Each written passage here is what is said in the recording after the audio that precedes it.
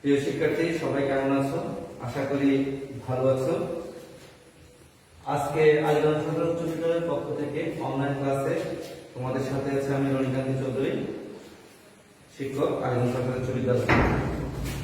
আজকে আমার ক্লাস হচ্ছে নবম দশম শ্রেণীর বিষয় সাধারণ গণিত, এবং আমি টপিক আলোচনা করছি সেট তত্ত্ব দ্বিতীয় অধ্যায়ে 2.1-এ। এই অধ্যায়ে তোমরা আমার ক্লাসের পরে শিখতে পারবে সেটা হচ্ছে সেট কি, সেটের পদ্ধতি, কয়টি পদ্ধতি তুমি সেটগুলো করতে পারবে সেটা, সেটের প্রকারভেদ, তারপরে সর্বোপরি আমরা ভ্যানচিত্র সম্পর্কে আলোচনা করব। প্রথমত আমরা প্রথম টপিকটাতে আসি। প্রথমটা হচ্ছে সেট। আমার 1 নম্বর টপিক হচ্ছে সেট। সেট আমরা কিছুটা হলো ক্লাস 8-এ পড়ে এসেছি। আমরা সেটের এখানে কিছুটা জেনেছি অল্প পরিসরে। আমরা এখানে একটু বিস্তারিত জানি। সেট কি প্রথমে সেটা দেখি। সেট হচ্ছে বাস্তব বা চিন্তা জগতের সুসংজ্ঞায়িত সমাবেশই হচ্ছে সেট। তাহলে আমরা এখন প্রিয় শিক্ষার্থী আমরা এখন শিখেছি কি সেটটা কি। বাস্তব বা চিন্তা জগতের সুসংজ্ঞায়িত সমাবেশই হলো সেট। সেট আমরা দৈনন্দিন জীবনে প্রতিনিয়ত আমরা সেটটা সম্পর্কে উচ্চারণ করে থাকি, সেট সম্পর্কে বলে থাকি। বিশেষ করে পারিবারিক ক্ষেত্রে, বাড়িতে, সব জায়গায় আমরা সেটের নিয়ে আলোচনা করি। যেমন সংক্ষিপ্ত আকারে যেমন আমরা মা বাবা সবাই বলে থাকি আমরা ওই যে প্লেট, তারপরে হচ্ছে গ্লাস, চামচ, এই সব কিছু নিয়ে আমরা প্রতিদিনই কম বেশি জানি, নাড়াচাড়া করি। তার মধ্যে প্রথমে হচ্ছে প্লেটের সেট, আমরা ডিনার সেট বলি, তারপরে গ্লাস সেট বলি, তাহলে অনেকগুলো সেট। এই গ্লাস সেট আমরা একটা শুধুমাত্র সেট বলে থাকি, কিন্তু এখানে এই যে একটি গ্লাস সেট বলতে বোঝায় 6টি গ্লাস। তাহলে ওই যে 6টি একটি প্যাকেটের মধ্যে 6টি গ্লাস সুসংজ্ঞায়িত হবে, সুন্দরভাবে সাজিয়ে রাখাটাই হচ্ছে কি সেট। আচ্ছা, আমরা এখন সেটটা গেল, আমরা 2 নম্বর টপিকে আসি। 2 নম্বর টপিকটা হচ্ছে সেটের পদ্ধতি।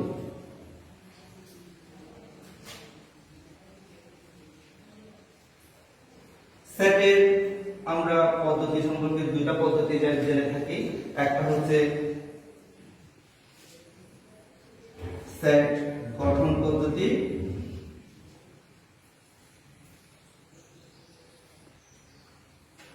দুই তালিকা পদ্ধতি।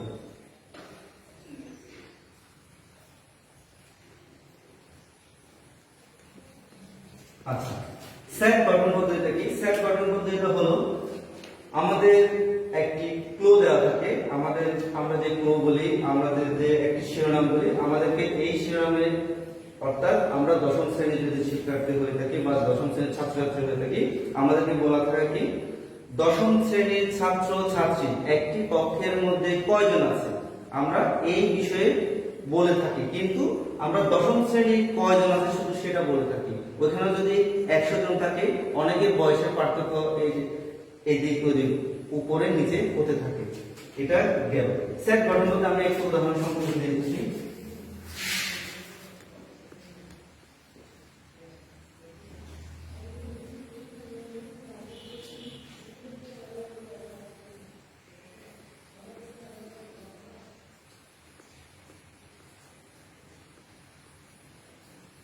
আমি একটি সংক্ষিপ্ত আকারে একটা সেটের লাইন লিখলাম বা সেটের একটা সমীকরণ লিখলাম। এখানে দেওয়া আছে x belongs to n such that x less than equal x, 3 less than equal x এবং less than equal 9। এটা অর্থ হচ্ছে একটা গঠন পদ্ধতিতে একটা সমীকরণ দেওয়া হলো।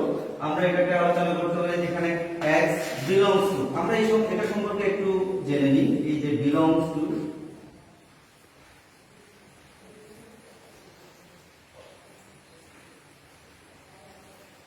এই যে belongs to একটি শব্দ লিখলাম belongs to, এখানে x belongs to n, তার অর্থ হচ্ছে n টা আমরা ন্যাচারাল নাম্বার n ধরে থাকি, বড় হাতের n লিখে থাকি natural number. x belongs to n তার অর্থ হচ্ছে এই e এর মতো যেই চিহ্নটি আছে এটাকে আমরা এলিমেন্ট বোঝাই, উপাদান বোঝাই। x belongs to n such that 3 less than equal x less than equal 9 তার অর্থ হচ্ছে এখানে একটি প্রথম শর্ত এখানে দুটি শর্ত আছে প্রথম শর্তটি হলো x এর উপাদানটা n এর মধ্যে থাকতে হবে স্বাভাবিক সংখ্যা বলতে বুঝে আমরা 1 থেকে শুরু করে চলমান ধনাত্মক সংখ্যাগুলোকে বুঝে থাকি x belongs to n প্রথম শর্ত তাহলে স্বাভাবিক সংখ্যা গেল x এর মানটা স্বাভাবিক সংখ্যা হতে হবে দ্বিতীয়ত হচ্ছে x এর মানটা 3 থেকে বড় বা সমান হতে হবে তারপর হচ্ছে 9 থেকে ছোট বা সমান হতে হবে তার অর্থ হচ্ছে x এর মানটা এই দুটি সংখ্যার মধ্যে হতে হবে আচ্ছা এটা হচ্ছে সেট গঠন পদ্ধতির একটি সংজ্ঞা এবং সংক্ষিপ্ত আকারে আমি তোমাদের বোঝালাম এরপর হচ্ছে তালিকা পদ্ধতি খুব সহজ একটা জিনিস তালিকা পদ্ধতিতে আমরা অর্থাৎ সুন্দরভাবে গুছিয়ে যে জিনিসগুলো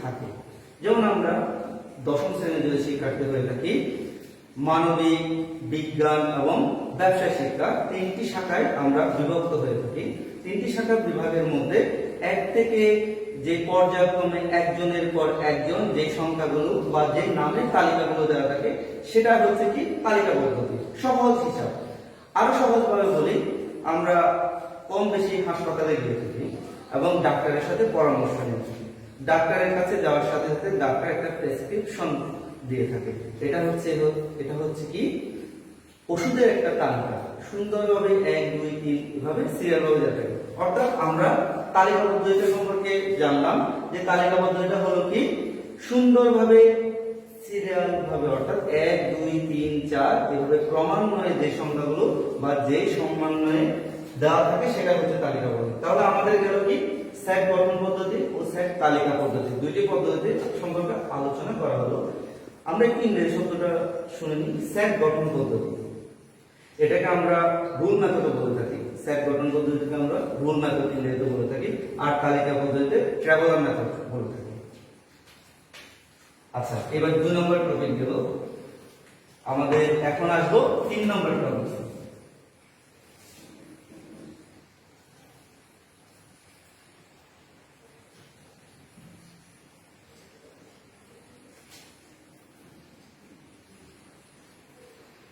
3 নম্বর টপিক হলো সেটের প্রকারভেদ আমি একটু প্রকারভেদটা লিখে থাকি এক হচ্ছে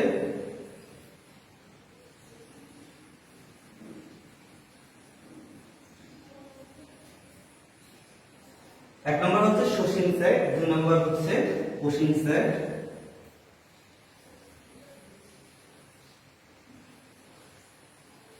3 নম্বর হচ্ছে ফাঁকা set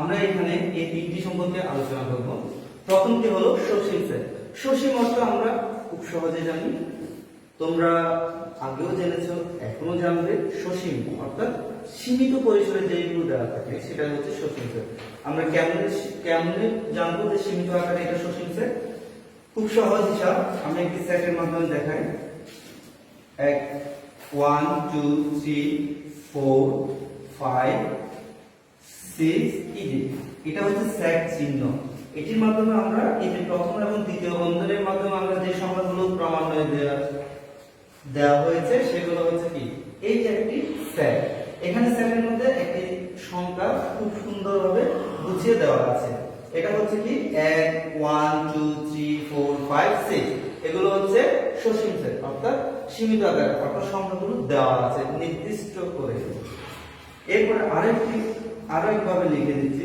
1 2 3 4 dot dot dot dot 10 এভাবে প্রথমে এবং শেষে দুটি সংখ্যা আছে প্রথমে আছে 1 2 3 4 ডট ডট ডট এন্ড 10 তার অর্থ হচ্ছে কি এটি একটি সসীম সেট তার কারণ হচ্ছে কি প্রথমে আছে 1 শেষে আছে 10 তার অর্থ হচ্ছে 1 থেকে 10 এর মধ্যে যে সংখ্যাগুলো থাকবে সেগুলো হচ্ছে কি সসীম সেট এটি গেল সসীম সেটের বর্ণনা বা সসীম সেট কি আমরা গুছিয়ে বললাম এরপর আমরা আসবো অসীম সেট অসীম সেটটা হচ্ছে কি আমরা যেমন আকাশ যতই দেখি না কেন সেটাকে দেখতেই থাকতে হবে অর্থাৎ যার কোনো শেষ নেই অসীম সেটটা হচ্ছে কি এই ধরনের আমরা একটু লিখে দেখি 1 2 3 3 4 5 dot dot dot and set চিহ্ন। তার অর্থ হচ্ছে কি 1 2 3 4 5 এন্ড ডট ডট ডট। তার অর্থ হচ্ছে এই যে 1 2 3 4 5 এরপর আর অসংখ্য সংখ্যা চলমান পর্যায়ে আছে সংখ্যাগুলো। তার অর্থ এটা হলো কি অসীম সেট। তাহলে আমাদের সসীম সেট গেল, অসীম সেট গেল, এরপর হচ্ছে ফাঁকা সেট। এখান থেকে আমি বলেছি এই যে মধ্যখানে একটিও সংখ্যা নেই। ফাঁকা সেট অর্থ হচ্ছে কি এই যে আমরা জাস্ট একটা সেট চিহ্ন দিলাম, তার মধ্যখানে কোনো উপাদান নেই, এটা অর্থ হচ্ছে এটা একটি ফাঁকা সেট অর্থাৎ এমটি সেট। এটাকে আরো অন্যভাবে একটা চিহ্ন আছে এই যে ফাই আকারে এমটি সেট। এটা অর্থ হচ্ছে এটাকে দুইটি ভাবে লেখা যায়, এটি সেট চিহ্ন দুটি সেট চিহ্ন দিলেও একটি সেট চিহ্ন দিলেও হয়ে যাবে, আর অথবা এই যে এই চিহ্নটা অর্থাৎ ফাই আকারে। তাহলে গেল আমরা এখন সেটের প্রকারভেদ সম্পর্কে, সসীম সেট, অসীম সেট, ফাঁকা সেট এই তিনটি সেট সম্পর্কে আলোচনা হয়ে গেল। এখন আমরা লাস্ট টপিকটা কি ধ্যান চিত্র।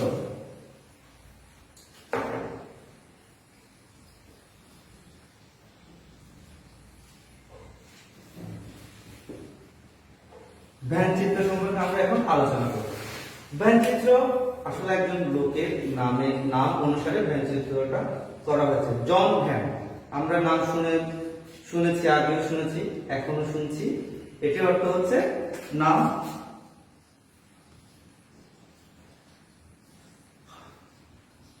জন ভ্যান। জন ভ্যানের নাম অনুসারে এই ভ্যান চিত্রটা এসেছে। ভ্যান চিত্র তোমার আছে বৃত্ত আকারে হয়, বৃত্ত একটি বৃত্ত না, দুই তিনটি বৃত্ত আকারে এই ভ্যান চিত্রটা প্রকাশ করা হয়। জন ভ্যান এই ভ্যান চিত্রটা বর্গাকারে করেছে, আয়তাকারে করেছে, অনেক ভাবে সে করেছে উনি।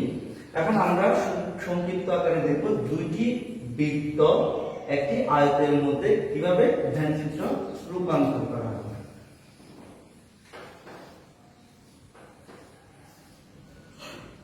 আমরা দুটি বৃত্ত দিয়ে দিলাম, তার মধ্যে একটি আয়তের অভ্যন্তরে, আয়তের ভিতরে আমরা প্রথম বৃত্তটাকে এ আকারে লিখলাম, দ্বিতীয় বৃত্তটাকে বি আকারে লিখলাম।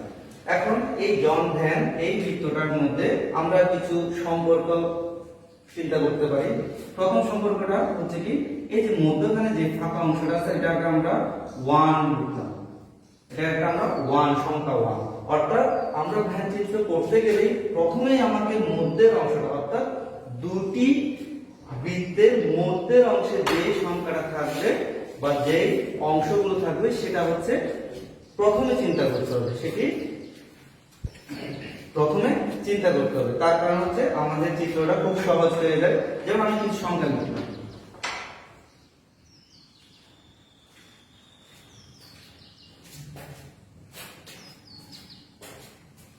আমি এখানে 1 থেকে 6 পর্যন্ত ক্রমান্বয়ে 6টি সংখ্যা লিখেছি। তার মধ্যে দেখুন, তোমরা দেখো সবাই 1 2 3 4 5 6। এর মধ্যে আমরা যদি এ সেটের মধ্যে চিন্তা করতে পারি, আমি উপরে লিখছি তোমাদের জন্য সুবিধার্থে।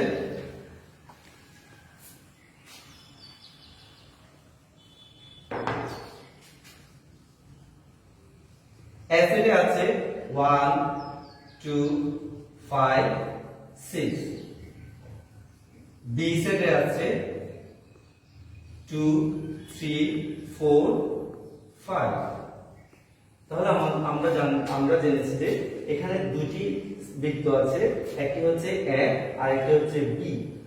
এর মধ্যে আছে 1 2 5 6, বি এর মধ্যে আছে 2 3 4 5। আমরা যদি এককভাবে আমরা এখানে দুটি, একটি বৃত্ত এ আর একটি বৃত্ত বি, তার মধ্যে যা আছে তা লিখলাম। এখন যদি আমাদেরকে এইভাবে লেখা হতো এ ইন্টারসেকশন বি, এভাবে যদি দেওয়া হতো, তার অর্থ হচ্ছে এই যে এই চিহ্নটার অর্থ হচ্ছে কি আমরা মধ্যের সম্পর্কটা চিন্তা করছি।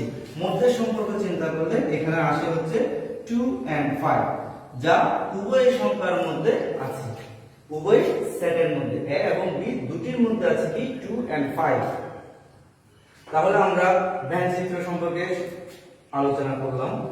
আমি ভ্যান চিত্র সম্পর্কে আলোচনা করলাম, তোমরা ভ্যান চিত্র সম্পর্কে বলতে পারবে, লিখতে পারবে। এরপরে তাহলে এখানে আজকের টপিকসের মধ্যে ছিল, আমার টপিকসে ছিল সেটের পদ্ধতি, সেটের প্রকারভেদ এবং ভ্যানচিত্র। আমি সংক্ষিপ্ত আকারে তোমাদেরকে এই টপিকসগুলো বোঝালাম। পরবর্তী ক্লাসে এর চেয়ে আরো বিস্তারিত সম্পর্কে আলোচনা করব এবং অন্য নতুন টপিকস নিয়ে। তার জন্য আজকের জন্য সমাপ্ত ঘোষণা করব।